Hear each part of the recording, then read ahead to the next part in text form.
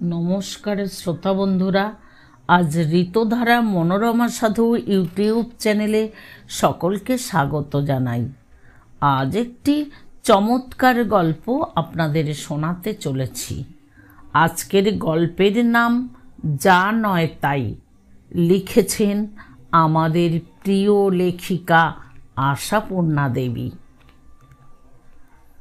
আরশির সামনে দাঁড়িয়ে অনেকক্ষণ ধরে দেখলে গায়ত্রী সামনে থেকে পাশ থেকে কি আছে তার চেহারায়, এমন কি বিশেষত্ব যার জন্যে বিশ্ব সংসারের সমস্ত পুরুষ জাতি শুধু তার দিকেই লুব্ধ দৃষ্টি হানছে।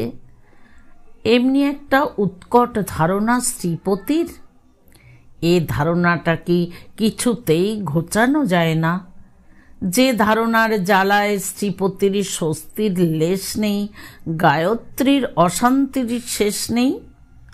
অবশ্য নিজেকে পুরুষ জাতির চক্ষে সত্যিকার লোভনীয় মনে করতে পারলে রীতিমতো একটা সুখাবেশ আসে বই কি। সেটা স্বীকার করাটা নিন্দনীয় হলেও অস্বীকার করাটা মিথ্যাচার। কিন্তু সে দাবি করবার মতো সুন্দরী যে গায়ত্রী নয়, এ জ্ঞান তার যথেষ্ট আছে। শ্রীপতিরই কি নেই? অন্ধ তো নয়। তবে কেন শ্রীপতির অহরহ এই যমযন্ত্রণা? সত্যিকার সুন্দরী স্ত্রী নিয়ে যারা ঘর করে তাদের হৃদয় অরণ্যে কি দাবানল জ্বলতে থাকে তাহলে? রাগ হয়, অপমান বোধ হয়, দুঃখ হয় গায়ত্রীর। অকারণ কি আগুনের দাহে খাক হয় শ্রীপতি? বাড়িতে পুরুষ আত্মীয় কেউ বেড়াতে এলেই কাজকর্ম শিখে উঠল তার, তা সে যত দরকারি কাজই হোক। আগন্তুক ব্যক্তির বয়স সম্বন্ধে বিচারবোধের বালাই থাকে না, এমনই বাতিক। এই তো সেদিন চোখ দেখাতে ডাক্তার বাড়ি যাচ্ছে, বেরোবার মুখে মামাতো ভগিনীপতি রাজেন এলো মেয়ের বিয়ের নেমন্তন্ন করতে। দাঁড়িয়ে পড়ল শ্রীপতি।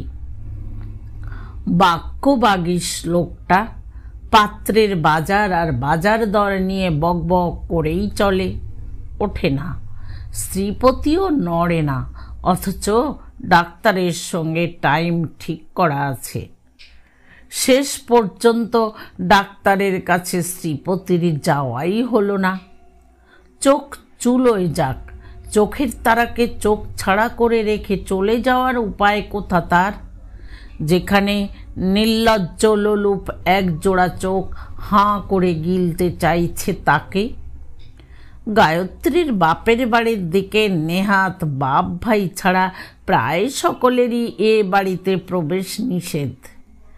লিখিত অনুশাসনে না হলেও অলিখিত শাসনে। বিয়ের পর নূতন নূতন অনেকেই আসত, এখন কেউ বড় আসে না। আশা ছেড়েছে শ্রীপতির মুখের চেহারায় গলা ধাক্কার নীরব নোটিশ পেয়ে। যাক, এ সবই তো সয়ে এসেছিল গায়ত্রী। যে যা বুঝত মনে মনেই বুঝত। শ্রীপতির ভেতরকার এই গলদ এমন করে উদ্ঘাটিত হয়ে পড়েনি কোনো দিন, যেমন কাল হয়ে গেল। অথচ আবারও আজ সেই নাটকের পুনরভিনয় হতে চলেছে। ব্যাপারটা এই, স্কুল জীবনে নৃত্য গীত পটীয়সী বলে রীতিমতো একটা খ্যাতি ছিল গায়ত্রীর। বুড়ো বেলায় অনেক নেচেছে, অনেক গেয়েছে। সে গায়ত্রী চাপা পড়ে গিয়েছিল কবরের মাটিতে। এই 8 বছর পরে একদল অবুঝ বাহিনী পণ করেছে কবর খুঁড়ে আবিষ্কার করবে তাকে। কাল কতকটা কাজ এগিয়ে গেছে, আবার আজ আসবে বলে শাসিয়ে রেখে গেছে গায়ত্রীর বাপের বাড়ির পাড়ার ছেলেরা। গায়ত্রীর যখন বিয়ে হয়েছে ওরা তখন হাফ প্যান্ট পরে মার্বেল খেলত। এখন মস্ত লায়েক হয়ে উঠে এক সমিতি গড়েছে, দুর্গত কল্যাণকামী সংঘ নাকি ওই রকম একটা গালভরা নাম দিয়ে। সেই সংঘের উদ্যোগে ভুখা মানবের ভুখ মেটাবার সাধু সংকল্প নিয়ে বিচিত্রানুষ্ঠান নাকি ছাই পাস হবে বুঝি টিকিটের ব্যবস্থায়। টিকিট বিক্রয়লব্ধ অর্থ যাবে দান পুণ্যে। এই পর্যন্ত বেশ। মোটা টাকার একটা টিকিট যদি ওরা গছিয়ে যেত গায়ত্রীকে, তাহলেও এসে যেত না কিছু। শ্রীপতি গরিবও নয়, কৃপণও নয়। কিন্তু তা তো নয়, ওদের চাহিদা আরও জোরালো। ওরা চায় গায়ত্রীকে। বলে গায়ত্রীর কণ্ঠস্বরটাই নাকি মোটা চাঁদার চেয়েও অনেক বেশি দামি। ব্যবস্থাপনার গিন্নি রেখাদিকে নিয়ে সদল বলে এসে হানা দিয়েছিল কাল। প্রস্তাব শুনে প্রথমটা তো গায়ত্রী হেসেই খুন। বলে, গান গাইব কি করে? তবু ভালো যে নাচতে বলিসনি। সে প্রোগ্রামও তো আছে তোদের অনুষ্ঠানে। গান টান সব ভুলে মেরে দিয়েছি। ইস, তাই বই কি, শেখা জিনিস আবার ভুলে যায় মানুষ? তা যায় না, বুড়ো হলে যায়। ছেলের দল হেসে ওঠে। বুড়ো? আপনি বুড়ো? রেখাদি তাহলে কি স্থবির? রেখাদি? রেখার মুখের দিকে তাকিয়ে মুচকি হেসে গায়ত্রী উত্তর দেয়, রেখাদির কথা বাদ দে, রেখাদি চিরতরুণী। প্রায় চৌকো গড়নের দেহখানিকে কোনো রকমে একখানা চেয়ারে ঠেসে ভরিয়ে রেখাদি এতক্ষণ হাঁপাচ্ছিলেন। এইবার নিজ মূর্তি ধরেন। তা থাকবো কেন? তোর মতন অকালপক্ষ হব? ছি ছি, কি গোল্লায় গেছিস! বাবা, বিয়ে আবার কার না হয়? তোর মতন এমন ডুবে যায় না কেউ। বিশ্ব সংসারে ভুলে কেবল আমি আর তুমি। রেখাদি, চিরকাল একরকম থাকবে তুমি? নিশ্চয়, 100 বার। তোর মতন বদলে যাব নাকি? যাগ্গে বাজে কথা, এখন চল দিকেন। গায়ত্রীর আবার হাসির পালা। যাব কি বলো? আর এখনই হঠাৎ কোথায় বা যাব? কোথায় যাবি? জমের বাড়ি। কথা শুনলে গা জ্বলে যায়। ছেলেগুলো বলেছিল ঠিক। আমরা বললে কি আসতে চাইবেন? আমি মরতে মরতে এলাম এই জন্যে। একেবারে প্রতিজ্ঞাবদ্ধ হয়ে এসেছি। চুলের মুঠি ধরে হিড়হিড় করে টেনে নিয়ে যেতে হয়, তাও রাজি। যাওয়ার কথা গায়ত্রী কল্পনাও করে না। শ্রীপতির অনুপস্থিতিতে একপাল ছেলের সঙ্গে কোথায় না কোথায় তাদের সংঘের অফিসে যাওয়া, তাহলে আর ফিরে এসে বাড়ি ঢুকতে হবে না। কিন্তু সেই ভয়ঙ্কর সত্যি কথাটা তো আর লোকের কাছে তোলা যায় না। তাই ঠাট্টার ছলে বলে, বাড়ির কর্তা উকিল, সেটি মনে রেখো। অনধিকার প্রবেশ, বল প্রয়োগ, লুটপাট, এতগুলো চার্জশিট তৈরি হয়ে যাবে তোমার নামে। রেখে দে তোর উকিল। বলে হাতি ঘোড়া গেল তল, ব্যাং বলে কত জল। রেখা ভট্টাচার্যি হাইকোর্টের জজকে এক হাটে বেচে আর এক হাটে কিনতে পারে। বিজয়, গাড়িতে স্টার্ট দিতে বল। গায়ত্রী, জলদি, 1 মিনিট মাত্র সময় দিতে পারি তোমাকে বেশভূষা সংস্কার করতে। গায়ত্রী খুঁজে খুঁজে যত যুক্তি দেখায়, রেখাদের বাক্যের তোড়ে ভেসে যায়। ঘন্টা 2-3 জন্যে একবার বাড়ির বাইরে যেতে যে এত রকম অসুবিধে হতে পারে, এই কথা সে গ্রাহ্যই করে না। 1 নম্বরের কোনো হয়ে গেছিস তুই, সেই জন্যই আরও বেরোনোর দরকার। ভারী তো সংসার, কর্তার গিন্নি, তার আবার এত বড়াই। তোর তো 24 ঘন্টা ধিঙ্গি নাচ নেচে বেড়াবার কথা। 4-4টে রঘু ডাকাতের পকেট সংস্করণ নিয়ে ঘর করি আমি, তাও তোর চেয়ে আমি অনেক মুক্ত জীব। গায়ত্রী আর কত জুঝবে, তবু শেষ চেষ্টা করেছিল। বলেছিল, শুধু কর্তাগিন্নি বলেই তো এত ভাবনা। কর্তা এসে যখন দেখবেন পাখি উড়ে গেছে, তখন মূর্ছা যাবেন। আহা, যেতে দে যেতে দে, এসে আঁচল দিয়ে বাতাস করে পতি সেবার পুণ্য অর্জন করতে পারবি। সাধে বলছি, বিয়ে করে একেবারে গোল্লায় গেছিস। বর্ত কারুর হয় না, বউকে ভালোও কেউ বাসে না। কোথায় গেল তোর ওই ঝিটা? এতক্ষণ তো ঘুরঘুর করছিল। ওগো বাছা, কই তুমি? এই শোনো, তোমার মা না বৌদিদি কি বলো, একে নিয়ে চললাম আমি। বাবু এলে বলো, একদল ডাকাত আর তাদের সর্দারনি এসে ওনাকে ধরে নিয়ে গেছে। না, তোমাকে নিয়ে আর পারা যায় না। বেশ তো, কালকেই যাব না হয় বাপু, আজ কিছু ঠিক করা নেই। আরে মোলো, তোর ঠিকের নিকুচি করেছে। কাল থেকে তো রিহার্সাল দেওয়াতে হবে ছুরিগুলোকে। আজ সেই ঠিক করি গে চল, কিভাবে সাজাতে হবে জিনিসটা। এ ছোড়ারা তো রেখাদি সব ভার তোমার বলে নিশ্চিন্দি হয়ে হবু গোফে তা দিচ্ছে। রেখাদির যেন শাশুড়ি মরা দায়। এদিকে হাতে মাত্র 4টে দিন, এরপর আর কি করবে গায়ত্রী? তবু এই শর্তে গাড়িতে উঠেছে, বিকেল 5টার মধ্যেই নিশ্চয়ই ফেরত দিয়ে যেতে হবে তাকে। হবে বাবা, হবে। উফ, কি পায়া ভারী, নাড়ানো যায় না একেবারে। 7 জন্মেও যেন উকিল গিন্নি না হই, এত অহংকার। ঝিকে অনেকভাবে বুঝিয়ে টুঝিয়ে প্রায় নিরুপায় হয়ে বেরিয়ে পড়েছিল গায়ত্রী। আপনাকে টেনে নিয়ে যেতে যে পরিশ্রমটা হলো গায়ত্রীদি, গন্ধমাদন পর্বত বয়ে নিয়ে যাওয়া সোজা ছিল এর চেয়ে। সাফল্যের আনন্দে একগাল হেসে একটা ছেলে এই সস্তা রসিকতাটুকু করে। গায়ত্রী ফিকে হাসি হেসে বলে, বীর হনুমানদের ক্যাপাসিটিটারও প্রমাণ হয়ে গেল তো। বুকের ভেতর আর তখন হাতুড়ির ঘা পড়ছে।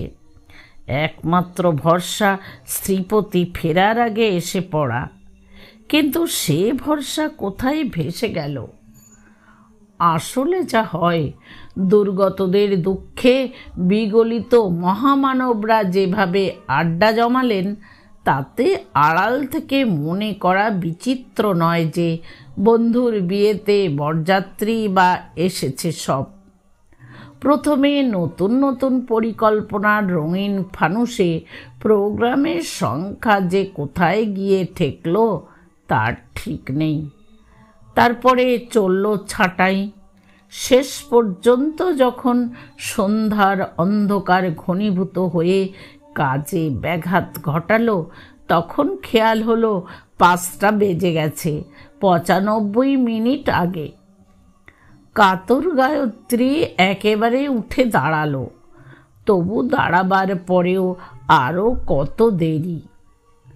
আগামী দিনের প্রতিশ্রুতি আদায় করে তবে তাকে ছাড়ল তারা। পৌঁছতে যাচ্ছে কে? রেখাদের প্রশ্নে একটা ছেলে জানালো, ওই যে শিবাজিদা গাড়ি নিয়ে রেডি হয়েছেন। শিবাজিদা? সে আবার কে? এ নাম তো গায়ত্রীর জানা নাম নয়। দা শব্দটা যে রামদায়ের কোপ। ওই একাক্ষর শব্দটিতেই মালুম হচ্ছে নিঃসন্দেহে সে ব্যক্তি এদের বয়সের গণ্ডি পার হয়েছে। কে জানে কতদিন আগে পার হয়েছে, মনে করেই হৃৎকম্প হলো গায়ত্রীর। গোফ গজিয়েছে, কি গজায়নি, মাথায় খানিক বেড়েছে মাত্র। এই ছেলেগুলোকেই শ্রীপতি বরদাস্ত করতে পারত কিনা সন্দেহ, দেখেনি তাই রক্ষে। এরপর আবার দাদা, চাঁদের ওপর চূড়ো। ব্যগ্র হয়ে বলে, কেন তোরা কেউ পারবি না? আবার কেন সে ভদ্রলোকের ঘাড়ে ভার চাপানো? হায় অদৃষ্ট! গায়ত্রীর কথারই উত্তর দিতে দিতে বাইরে থেকে একটি ছেলে এসে দাঁড়ালো। এই বেচারা ভদ্রলোকের স্কন্ধকে নির্দেশ দেওয়া হয়েছে, যতদিন না এদের কার্য সমাধা হয় ততদিন দৈনিক 2 বার করে এ ভার বহন করতে হবে। অতএব চলে আসুন নিঃসংকোচে। সে তো নিঃসংকোচেই অনুরোধ করল গায়ত্রীকে নিঃসংকোচে চলে আসতে, কিন্তু গায়ত্রীর সংকোচ কি শুধু ভদ্রতার? অপরকে কষ্ট দেওয়ার জন্যে যে ভদ্রতার সংকোচ আসে? কি স্বচ্ছন্দ জীবন রেখাদির, দেখলে হিংসে হয়। কি করে ওর সামনে নিজের জীবনের অপমানকর গলদের কথা প্রকাশ করবে গায়ত্রী? কি করে বলবে একা শিবাজির সঙ্গে এক গাড়িতে যাবার প্রস্তাব শুনে মাথায় আকাশ ভেঙে পড়ছে তার? তা বলা যায় না। কাজেই ভেঙে পড়তে উদ্যত আকাশের ভয় অগ্রাহ্য করে বিনা বাক্য ব্যয়ে গাড়িতে উঠতে হয় গিয়ে। আসছিস তো কাল? রেখাদির প্রশ্নে গায়ত্রী যেন এড়াবার একটা উপায় পায়। মিথ্যে রাগের ভান দেখিয়ে বলে, এসে কি হবে শুনি? কাজ তো হবে কচু, খালি আড্ডা। কাল আসছি না। না এলে এরা ছাড়বে? শিবাজি সহাস্যে বলে, কল্যাণকামীদের ঠেকানো অত সোজা নয়।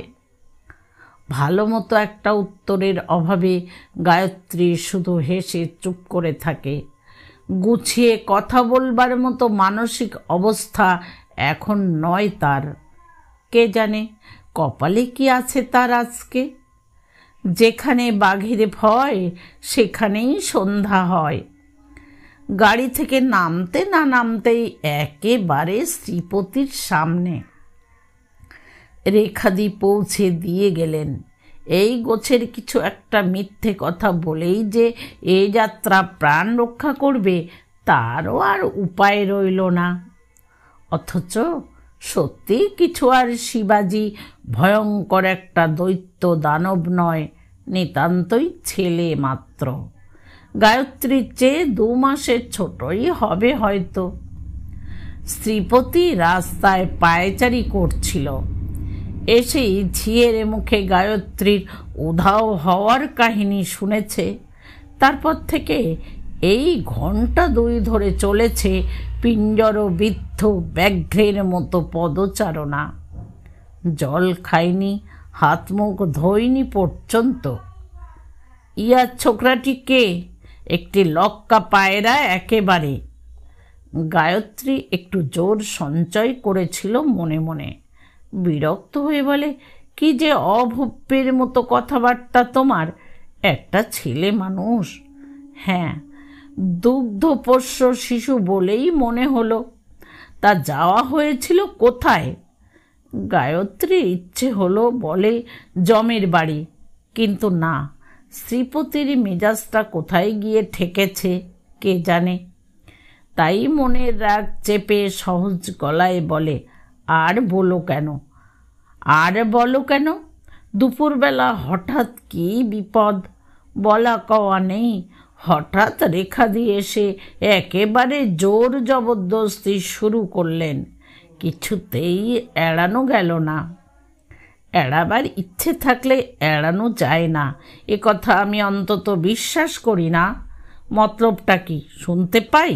হঠাৎ রেখাদির এমন প্রেম উতলে উঠবার মানে একটা কিছু আছেই। গায়ত্রীও একটু বিরক্তি দেখায়।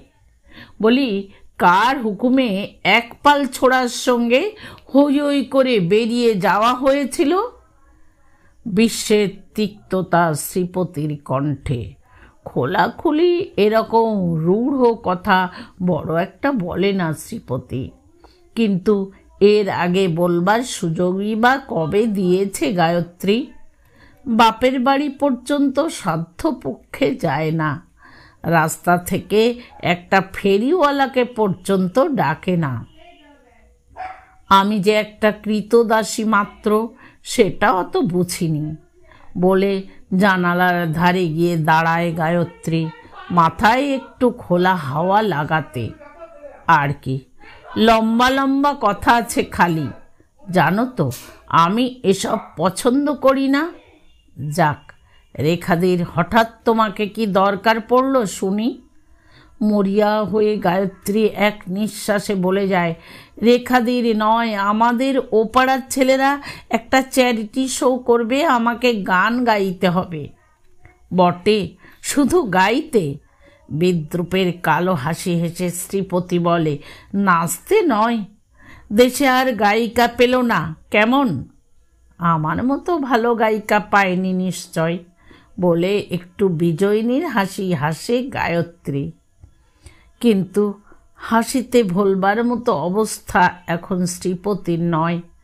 কুৎসিত একটা মুখভঙ্গি করে বলে, রূপ দেখিয়ে গান শুনিয়ে পয়সা রোজগার করা ভদ্রঘরের মেয়ের উপযুক্ত কাজই বটে। বিশ্রী বিশ্রী কথা বলো না, গায়ত্রী বলে। ঝিটা ওখানে দাঁড়িয়ে হাঁ করে শুনছে। আচ্ছা, তুমি যে বলছো আজকালকার দিনে কে না করছে ওসব? হ্যাঁ হ্যাঁ, সবাই করছে। 2-4টে ফ্যাশনেবল বাড়ির মেয়েদের বেহায়াপনা দেখে দেখে চোখ ধাঁধিয়ে গেছে আমাদের। মোট কথা, বাছা ধনদের ভালো করে বুঝিয়ে দিও, এখানে ওসব আবদার চলবে না। ইয়ারকিরার জায়গা পায়নি। গায়ত্রী স্থিরভাবে বলে, এখন আর কিছু বলা চলবে না, আমি কথা দিয়েছি। কথা দিয়েছ? ও, তাহলে তো মাথাটা বিকিয়ে গেছে একেবারে। কাল এলে এক কথায় জবাব দিয়ে দেবে, বলবে আমার স্বামী এসব পছন্দ করেন না। তাই কখনো বলা যায়? এবারে শ্রীপতির আশ্চর্যের পালা। স্বামী পছন্দ করে না এ কথা বলা যায় না? ঘরের বউ গিয়ে 500 লোকের সামনে স্টেজে দাঁড়িয়ে নাচ না গাওনা করবে, সবাই পছন্দ করে এসব? খারাপ করে বললেই খারাপ শোনায়। আমি তো দোষেরই কিছু দেখছি না। প্রাণপণে শক্তি সংগ্রহ করছে গায়ত্রী।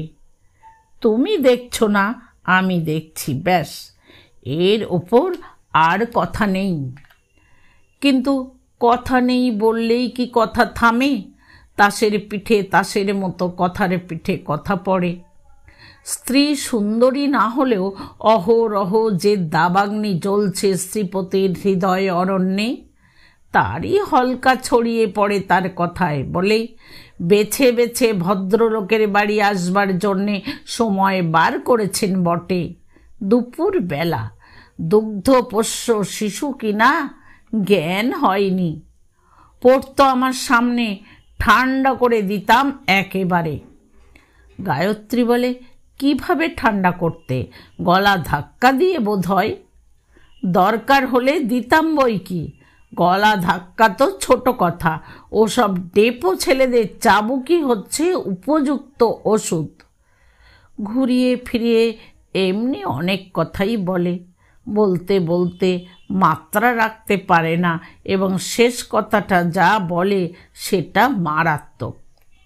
স্বামী পছন্দ করেন না, এই কথাটা উচ্চারণ করতে যাদের মাথা কাটা যায়, সেরকম মেয়েদের স্বভাব চরিত্র কত ভালো হয় তা জানা আছে শ্রীপতির। তাদের শায়েস্তা করবার অস্ত্র হচ্ছে জুতো। এই শ্রীপতির শেষ কথা। এহেন শেষ কথার পর আর কথা কইবার অবস্থা ছিল না গায়ত্রীর। শুধু অনেক রাত পর্যন্ত জেগে হিসেব করেছে। আধ বোতল স্পিরিটে পরনের শাড়িখানা ভালো করে ভেজে কিনা, মজবুত একগাছা দড়ি জোগাড় করা কি খুব অসম্ভব? দোতলার ছাতের আলসে থেকে ফুটপাথের দূরত্বটা কি যথেষ্ট নয়? দুপুর রাতে হঠাৎ যদি কারুর মৃত্যু পিপাসা জেগে ওঠে, কি খায় সে? আয়োডিন? এসব অবশ্য গতকালকার চিন্তা। ঘুমিয়ে পড়ার আগে পর্যন্ত যতক্ষণ না মাথায় রক্তটা ঠান্ডা হয়েছিল ততক্ষণের। সকালে ঘুম থেকে উঠে নিত্যকর্মের ত্রুটি হয়নি। কাজ তো ঢের আছে। বামুন নেই, চাকর নেই। শ্রীপতির অর্থনৈতিক অসুবিধায় নয়, অনর্থনৈতিক অসুবিধায়। কাজগুলো করে যাচ্ছে আষাঢ়ের আকাশের থমথমে ভাব নিয়ে। মনকে ঠিক করে নিয়েছে সে, দূর চাই, তার আবার জীবন, সে জীবনের আবার ভদ্রতা অভদ্রতার প্রশ্ন। বলেই দেবে যাওয়া সম্ভব হবে না তার। বাড়ির ঝি, তারও এত সাহস হলো যে সকালে বলল, দাদাবাবু কাল কি অনর্থ কাণ্ডই করবে না? ও বাতিক যে বড় সব্যেনে সে বাতিক বৌদি। জানি কি না, নিজের ঘরেই ছিল। একটু কিছু সন্দেহ হলো তো মেরে হাড় গতর চূর্ণ করে দিত। আপনাদের ভদ্রের ঘরে তো তবু পরিবারের গায়ে হাত তোলে না। এ অপমান সয়েও চুপ করে থাকতে হয়েছে। কি করবে? প্রতিবাদ করা, বকাবকি করা, সে তো আরও অপমান। সকাল থেকে শ্রীপতিও কথা কয়নি।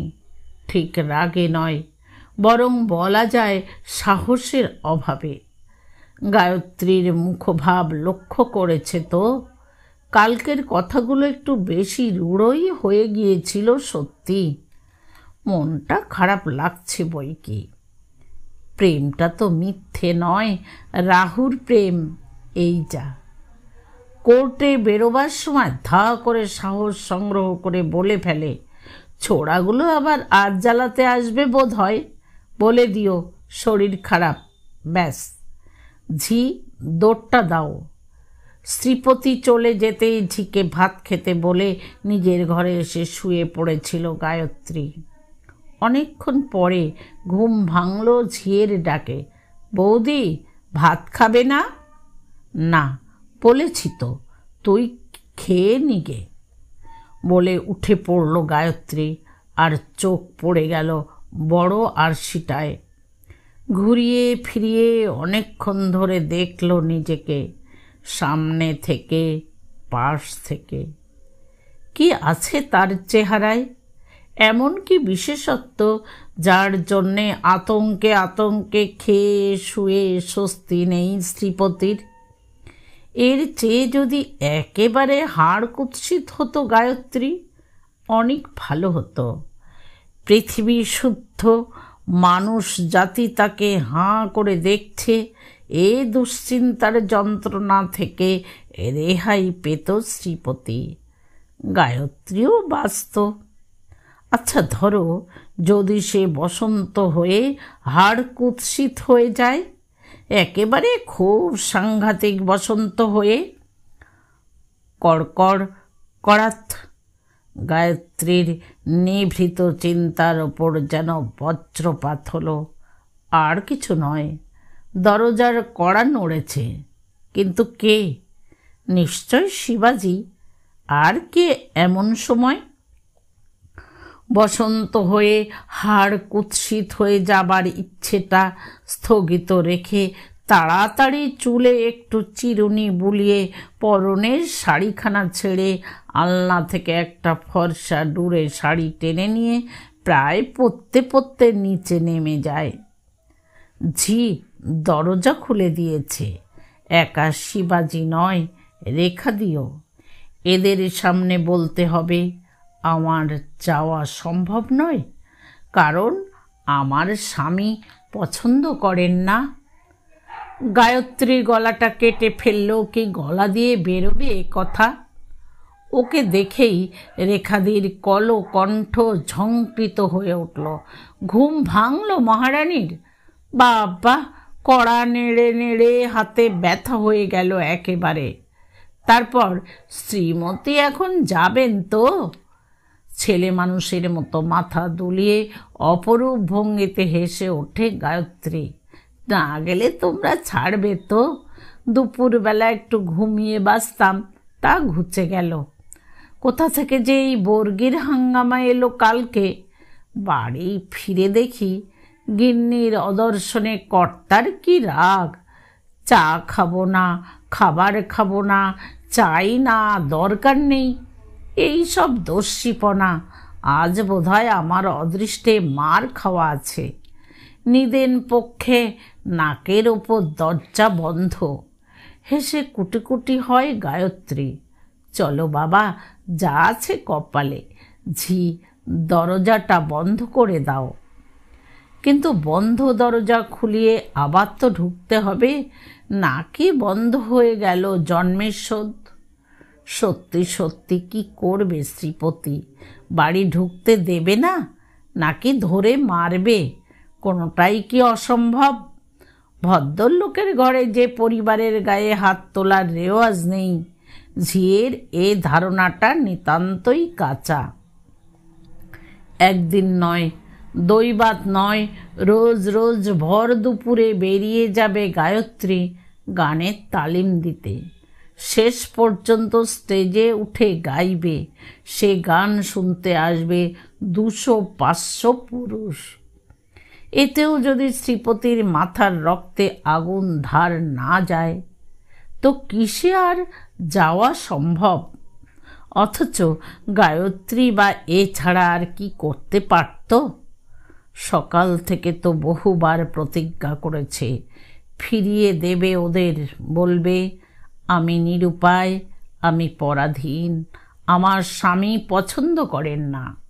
কই বলতে পারল কই? পরের কাছে এতখানি মাথা হেঁট করা যায়? বরং মার খেতে পারবে শ্রীপতির কাছে, তবু লোকের কাছে খাটো হতে পারবে না। হয়তো জীবনভর এই করতে হবে গায়ত্রীকে। লাঞ্ছনা সইবে, গঞ্জনা পাবে, হয়তোবা সত্যি জুতো খাবে, তবু সেই কুৎসিত বিবর্ণ দাম্পত্য জীবনের ছবিখানা লোকচক্ষে তুলে ধরতে পারবে না। 5 জনের সামনে তুলে ধরবার সময় প্রাণপণে লাগাবে চড়া রঙের পোজ, চট করে যাতে চোখ ধাঁধিয়ে যায় লোকের। এছাড়া আর কি করতে পারবে? আর কি উপায় আছে তার হাতে? বিদ্রোহ করা উচিত? পাগল! গায়ত্রী তো নির্বোধ নয়।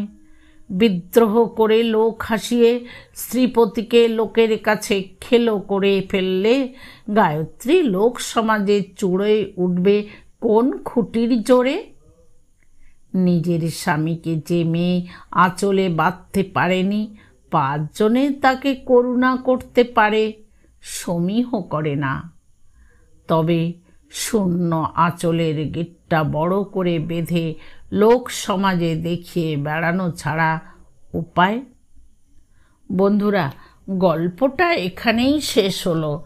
যারা প্রথম থেকে শেষ পর্যন্ত শুনলেন তাদের অনেক ধন্যবাদ। দেখা হবে ঠিক আগামীকাল বিকেল 5টায় ঋতুধারা মনোরমা সাধু ইউটিউব চ্যানেলে। ধন্যবাদ।